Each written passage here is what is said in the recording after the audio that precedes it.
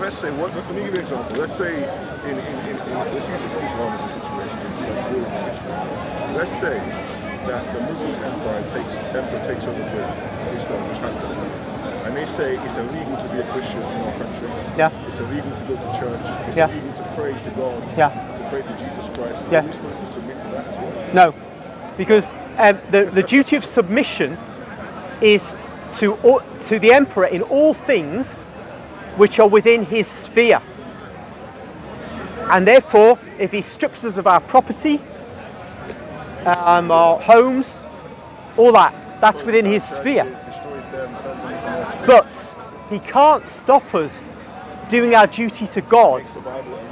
And so we must resist when it comes to the things of God. And that means... So if they made the Bible illegal, you would still own it. You would resist that law. If they said it's illegal to own the Bible, everyone has to come and throw their Bible into a fire. Yeah. I'm just saying hypothetically. Yeah, you're right. It's not hypothetical though, is it? Because that's what the Roman emperors did.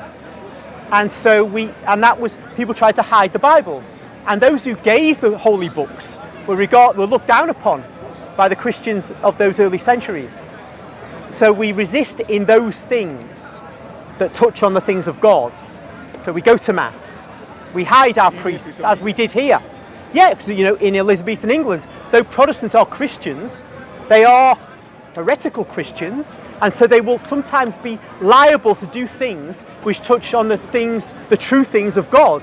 And so requiring us to not have Mass said, because it was banned in the British Empire. Time where they had these rooms where the priest would hide in the priest holes. Yeah. And then they'll come out and they'll say Mass and they'll go back in. Yeah, and for a while they could do that, and then they eventually be caught and be hanged, drawn and quartered. So you're saying resistance under those contexts that it infringes upon the faith? Yeah. Is okay according to your kind of worldview, but if it's like, okay, you have to pay your taxes to this, things outside the sphere of religion. Yes. Is different. Yes. Whereas when it relates to the faith itself, according to your perspective, we should resist. Yeah, I think it's such as the Bible is illegal. Everyone surrender your Bibles and your crosses and your roses. Give it to us. It's illegal now. Yeah. We should say no. We refuse to give you the Bible. That's right. Absolutely right. And I think it's... I would agree with you in that respect. Is it Matthew 22:12, something like that? Where, the Pharisees tried to catch Jesus out, and without going into the story, in the end he says, whose head is on that coin?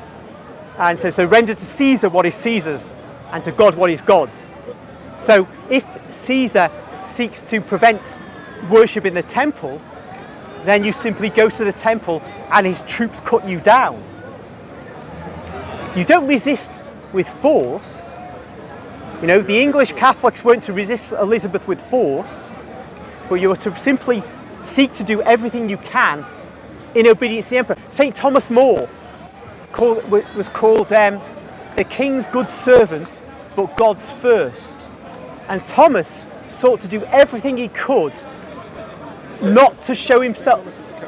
He was the Lord High Chancellor of England, loyal to the Pope, and yes, seeking though to avoid disloyalty to the king, because that's every Catholic's proper position. Even if the king is going astray, you do everything you can not to defy the king. But the king put Thomas in a position where he could no longer avoid defiance of the king's will. And so every Catholic must draw from that. And you just basically have to go to martyrdom if it comes to it.